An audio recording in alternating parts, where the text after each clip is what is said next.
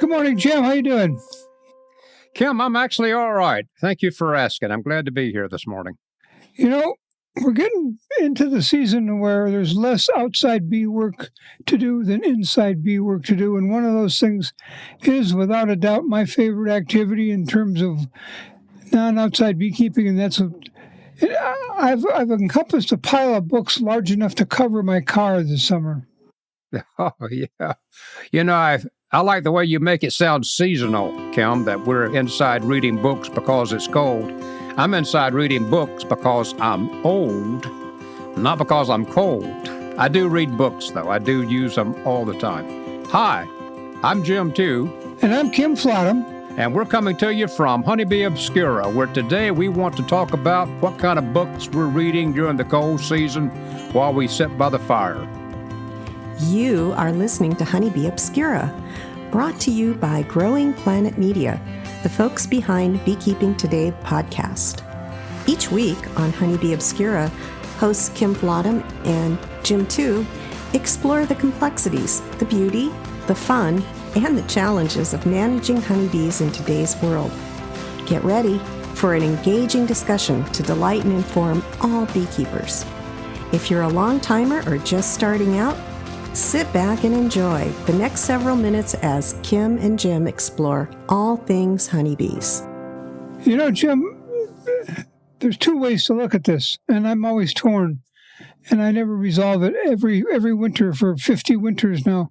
Do I want to go back and look at the old books that have that wisdom and I'm comfortable with, or do I want to charge into the new world and look at some of these new books that are out there talking about stuff that I don't know much about, and I'm not sure I'm going to be able to learn.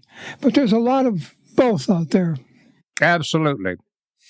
There's a lot of both. I was waiting for you to take a breath so I can say I want to do both, Kim, because I've got bee books I've never fully read. Number two, I got bee books I have read, and I've forgotten what I read. So I use the old books that I've already got, but I'm always watching for new books on special topics or topics revisited, just to try to stay updated, just to see if I can know more.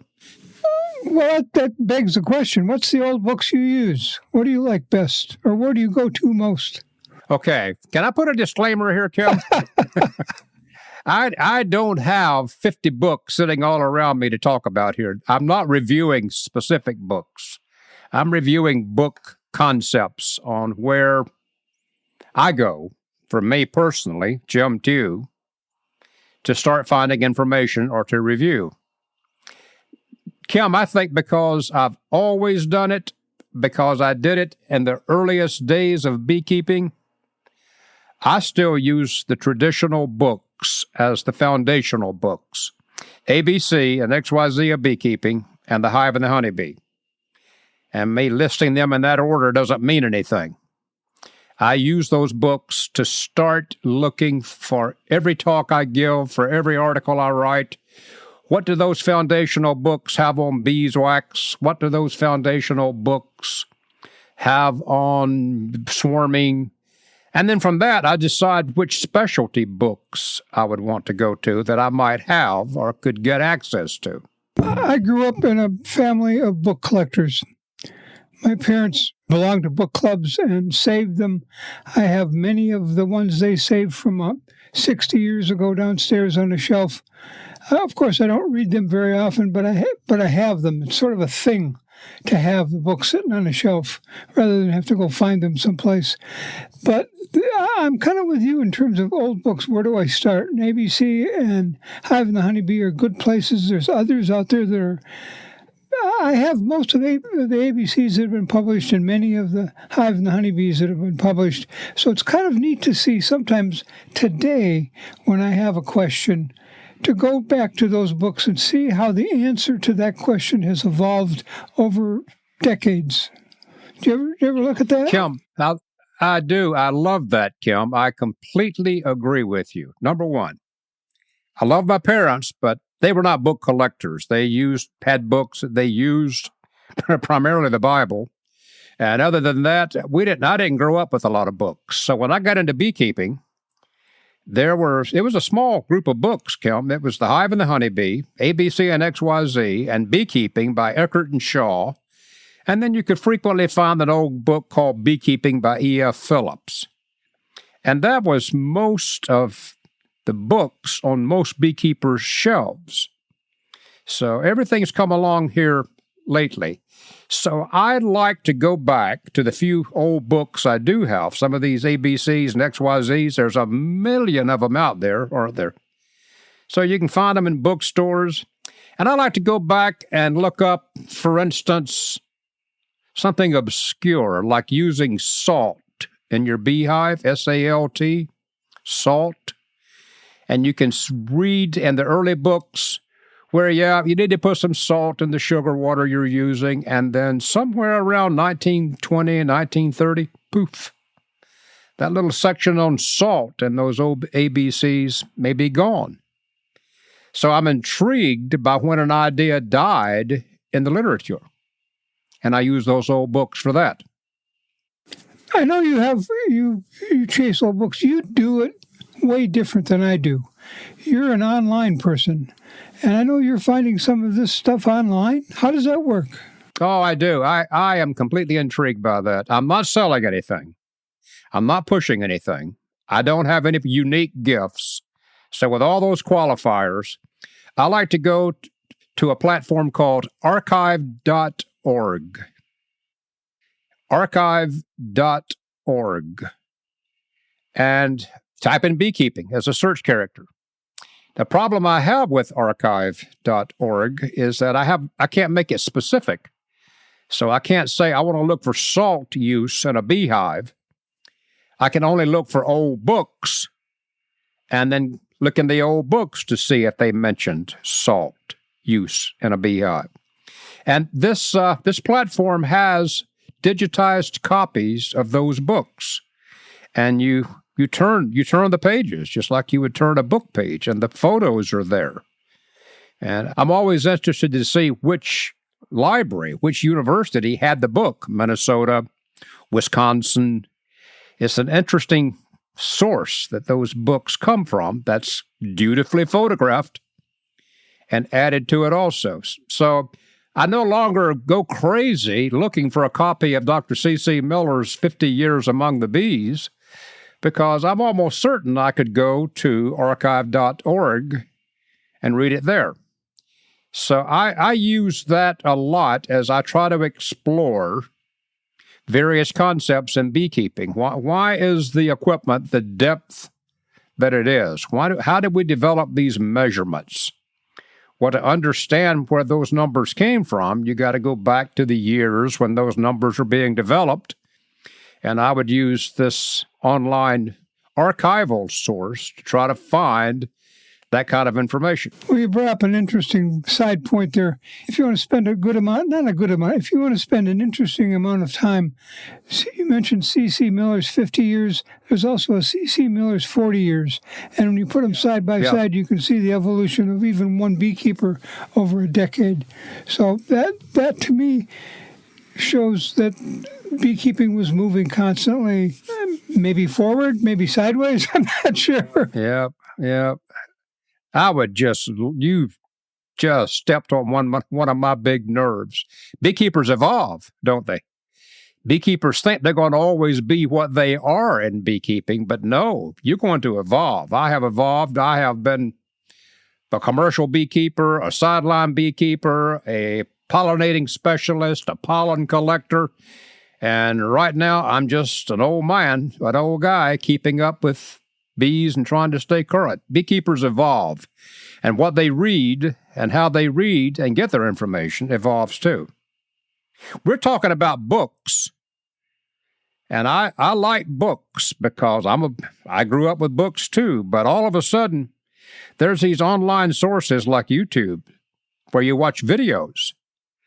So, it was for a while, it was books on tape. You remember when you had a cassette player in your car? I still do. What do you mean? I still do.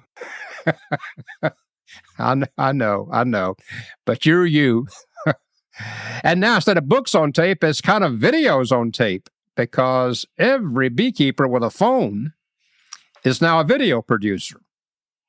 So I need to say that a lot of times when I need to find out a beekeeping fact, I'll go to YouTube or Vimeo and do something there to see if somebody else has been putting salt in their beehives. Listeners, I'm just using this salt thing as an example of an obscure topic that I would use these information sources for, not because I'm pushing salt use.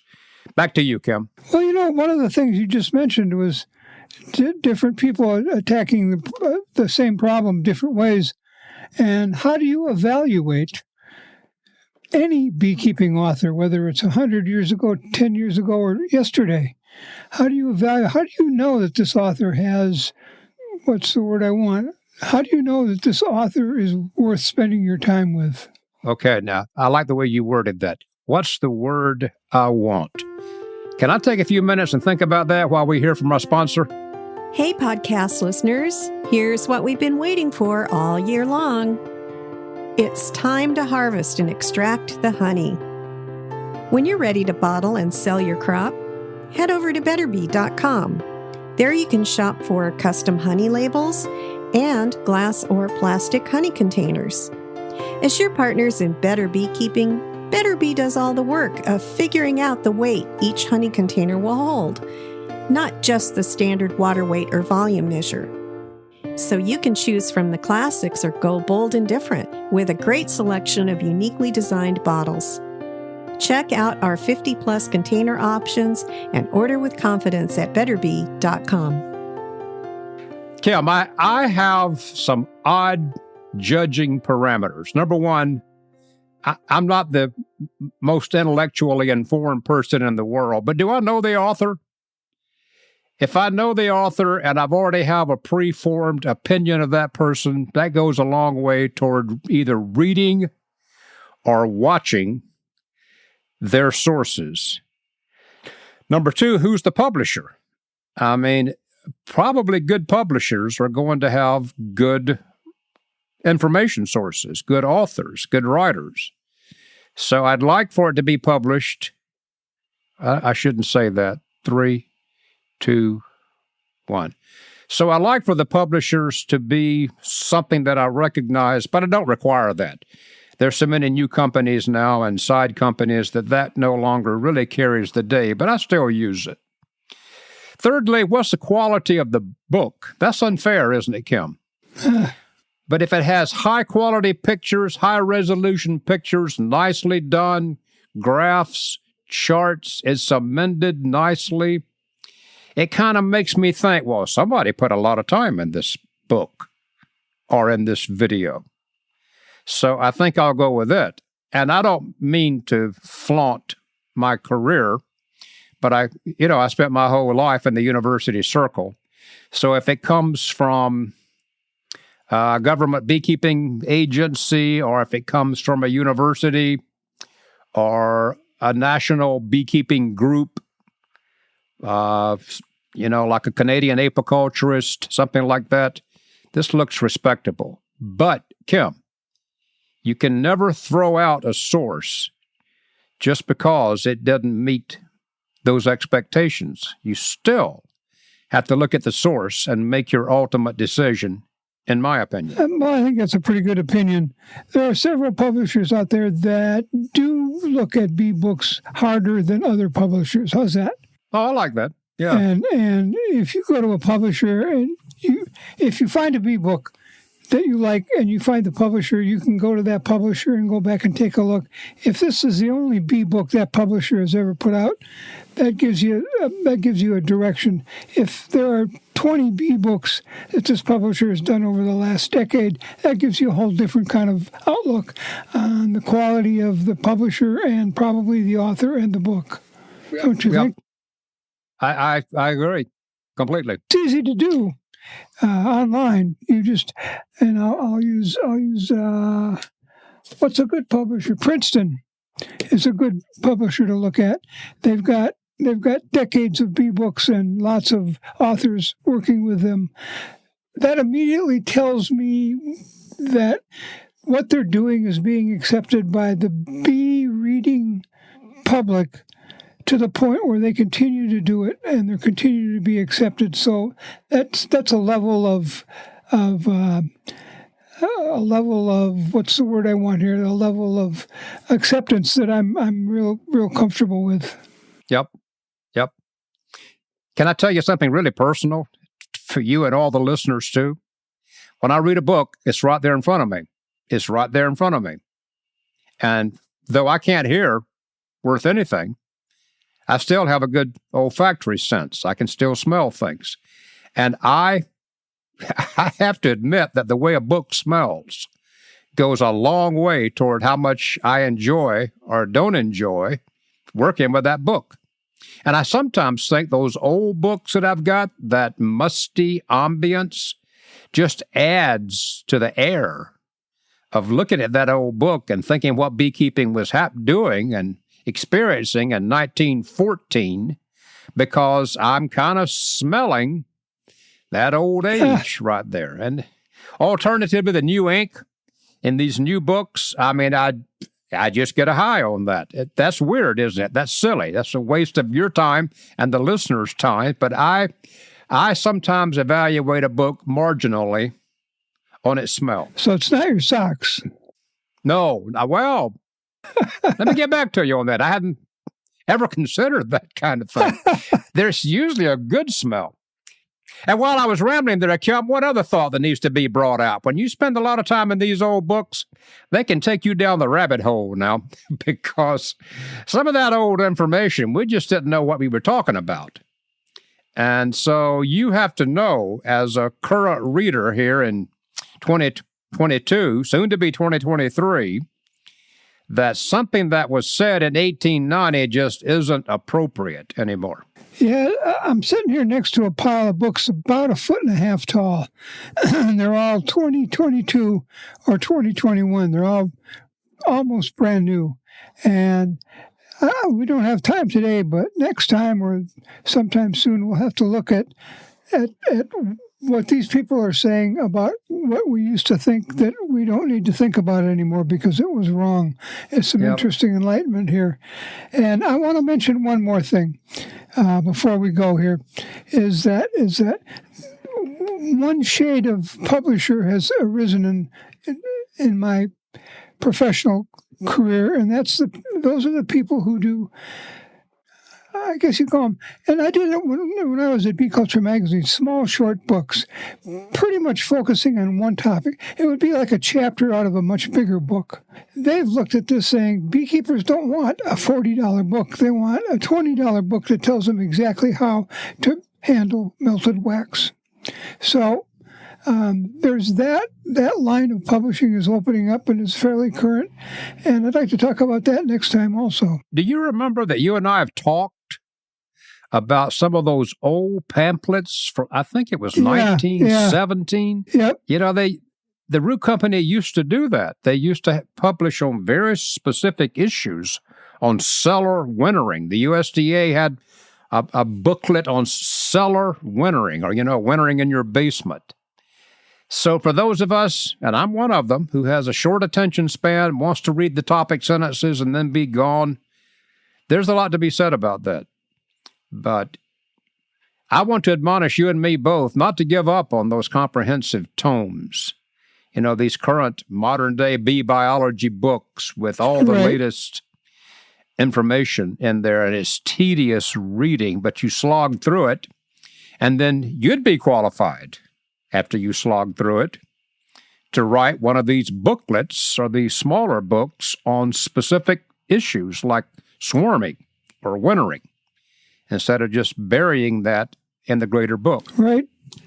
Well, I know both you and I have kind of tried doing that over the years. We've got some publications behind us with our name on them, but neither of them are all-encompassing. They tend towards backyard beekeeping or solving problems, that sort of thing.